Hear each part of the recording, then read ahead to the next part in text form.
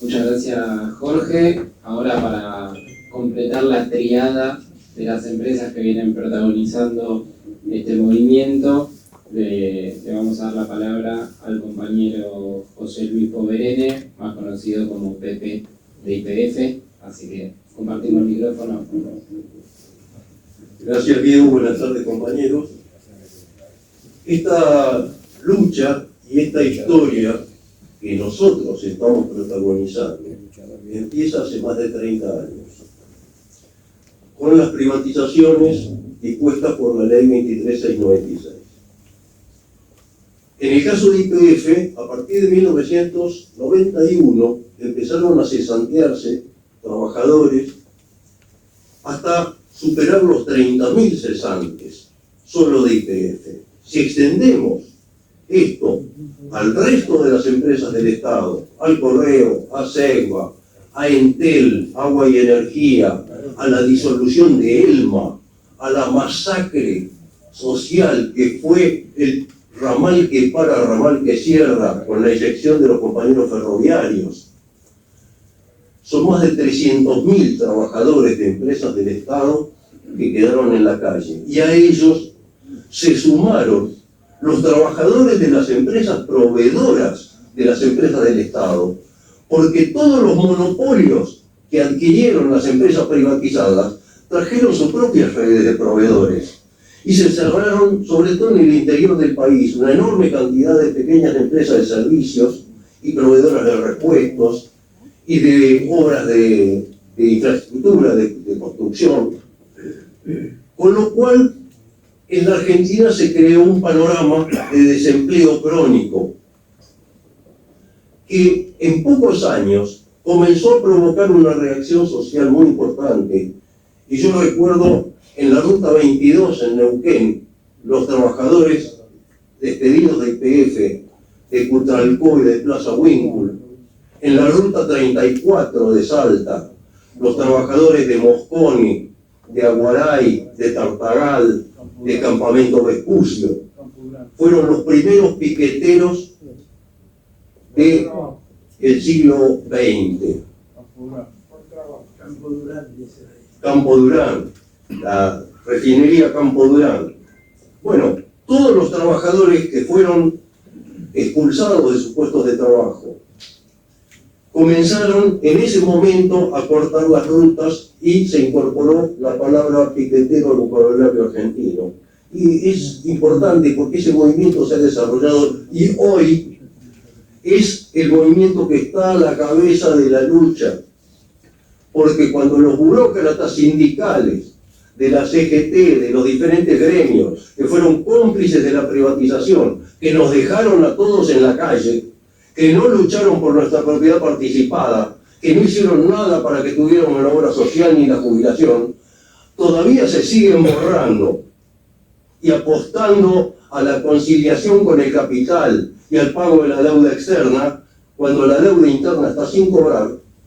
Eso, compañeros, el movimiento piquetero actual se está movilizando por trabajo genuino, a convenio y por salario, que era la consigna de los piqueteros de Neuquén y de Salta.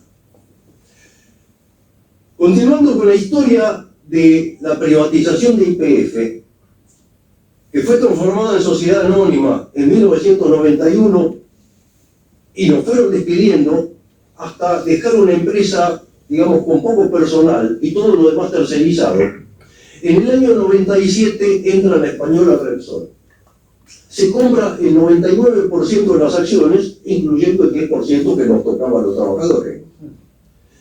El Estado se las vendió alegremente, Repsol se hizo cargo, empezó a sobreexplotar los yacimientos, a dejar los pozos abandonados sin cerrar, a desprenderse de las refinerías que consideraban que no eran parte del núcleo de su negocio, a liquidar la flota de YPF. En los años que Repsol se hizo cargo de la explotación petrolera en la Argentina, giró el 116% de utilidades en una operación de vaciamiento económico. Y a estos vaciadores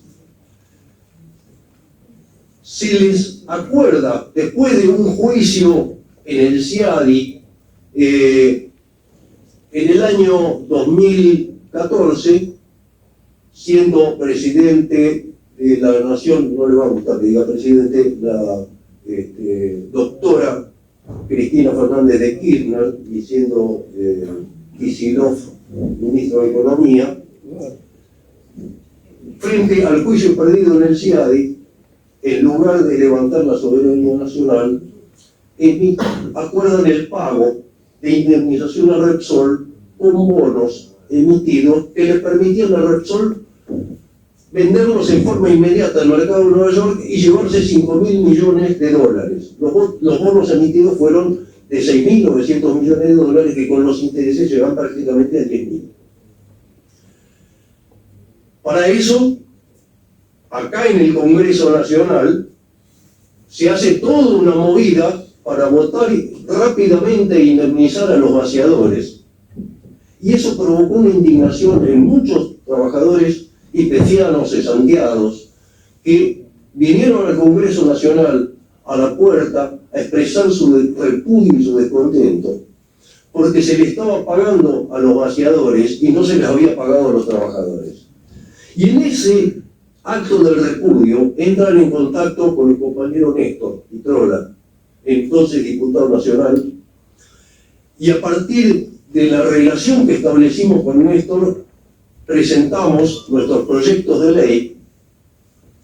Hemos tenido el apoyo incondicional de Néstor. Quiero nombrar también a otros compañeros, Pablo López, diputado por Salta, a Soledad Sosa, diputada por Mendoza, que nos acompañaron todos estos años, lucharon codo a codo con nosotros, jamás nos pidieron nada, como ahora actualmente Romina del Pla y los compañeros del Frente de Izquierda, nos apoyan incondicionalmente. Nos han ofrecido sus locales para hacer las asambleas, para hacer las reuniones, nos han apoyado con volantes, con equipos de sonido, han estado presentes en todas las movilizaciones, nos han acompañado a hacer gestiones en los ministerios. Bueno, es decir, nosotros en 2014 iniciamos una lucha que en 2015 terminó después de grandes movilizaciones, cortes de ruta, acampe en Plaza de Mayo, radios abiertas. Terminó con la sanción de la ley 2733, que no nos solucionó el problema. ¿Y por qué? Porque aquí, en el Congreso Nacional, anidan fuerzas hostiles a los trabajadores. Cuando se empezó a defender en las comisiones nuestro proyecto y Néstor se peleaba con el diputado Héctor Recalde y después en la comisión de presupuesto con Feletti, esta gente introdujo proyectos de ley que tenían cajoneados y empezaron a rebajar la indemnización que nosotros queríamos cobrar y nos impusieron desindexaciones. Y cuando el proyecto pasó al Senado, Aníbal Fernández, antes de transformarse en jefe de gabinete de Cristina, en su último acto como senador nacional nos tiró para atrás el proyecto de ley. Y después Pichetto y su equipo se ocuparon de continuar con la desindexación de nuestro reclamo hasta que achicaron el resarcimiento que nosotros reclamábamos a unas proporciones mínimas, que hoy, 7 años después de haber sido sancionada la ley, todavía tenemos alrededor de 20.000 compañeros que no han cobrado, que muchos de ellos han fallecido sin cobrar. Y aunque, como acá decía Jorge, los derechohabientes pueden cobrar, hay compañeros que lucharon y murieron sin haber cobrado como les correspondía. Entonces nosotros ahora estamos por un proyecto de ley. Si bien el nuestro abrió el camino, la ley 27.133 abrió el camino a la lucha por la propiedad participada para el resto de las empresas privatizadas, ahora nosotros luchamos por un proyecto de ley de resarcimiento laboral, porque acá hay presentes compañeros que no se han podido jubilar, no tienen todavía la edad jubilatoria y trabajan en negro y no van a tener jubilación. Entonces queremos que se los jubile con el sueldo que tenían en su categoría de revista, queremos que YPF lo reincorpore y se jubilen en YPF. Y para todos aquellos compañeros que se han jubilado en otras actividades o por moratoria, cobrando la mínima, queremos que se jubilen con su salario de categoría de revista. Entonces, esta es la lucha en la que estamos embarcados.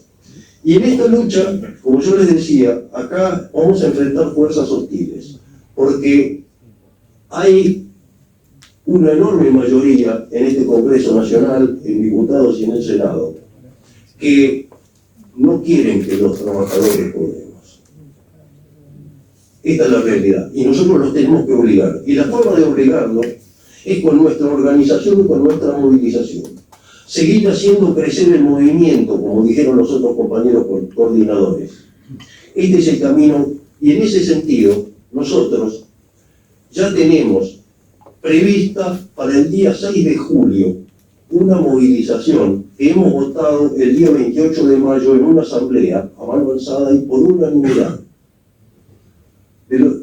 La coordinadora de ex trabajadores de las empresas estatales. Entonces yo, compañeros, los invito a continuar esta lucha, a realizar una nueva asamblea antes de la movilización del 6 de julio y a pensar en qué otras medidas de lucha vamos a implementar para obligar a las fuerzas que se nos oponen a tener que aceptar y votar, como lo hicimos nosotros en el 2015, la ley del resarcimiento para todos los trabajadores de empresas privatizadas. Pensemos en acampes, pensemos en radios abiertas, pensemos en nuevas movilizaciones. Los invito a sumar más compañeros, más organización y más lucha. Gracias, compañeros.